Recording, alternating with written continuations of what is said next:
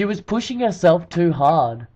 As an experienced coach, I could usually predict pain and injury, but Erin didn't say or show any signs of pain. If I'd known the pain she was experiencing, I wouldn't have let her push herself to those limits. It really breaks my heart that I just can't run anymore. It was my passion and my dream. This simple stress fracture turned into something terrible that resulted in me to have limited movement for 2 months and rehabilitation up to this recent day.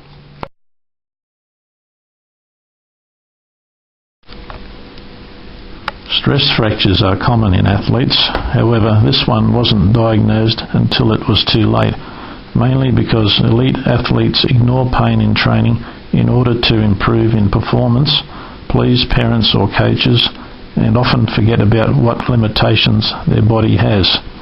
Ignoring early signs of pain can lead to conditions such as spondylolisthesis.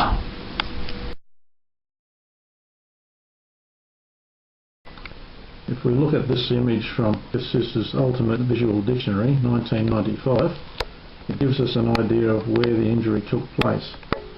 A stress fracture is an overuse injury. It occurs when muscles become fatigued and are unable to absorb the added shock. This then will lead to the overload being transferred to the bone just here, causing tiny cracks called stress fractures. Most stress fractures occur in the lower extremity of the body, which is in this case the lower lumbar spine. Spondylolisthesis is defined as the forward or anterior displacement of one vertebral body over another. For example, in this athlete, the 4th lumbar vertebra has moved anteriorly, affecting the 3rd and 5th lumbar vertebra and the intervertebral disc. This would cause limited movement and intense pain.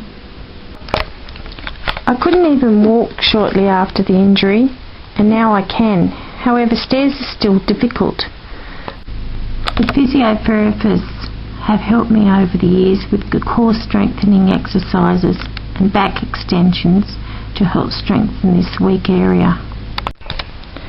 I just want to say to those young athletes to know your limitations no matter what level you train at, no matter what your goals are, because when you ignore those little pains you get with your training, you ignore your body's warning of worse things to come. Some pain is good pain, but when the pain keeps coming back in the same area, that's bad pain. Don't ignore it. If you do, you may lose your chance to live your dream like I did. It's not the end of the world. As you can see, I am walking again, but I'll never be able to run like I did, because all I cared about was winning.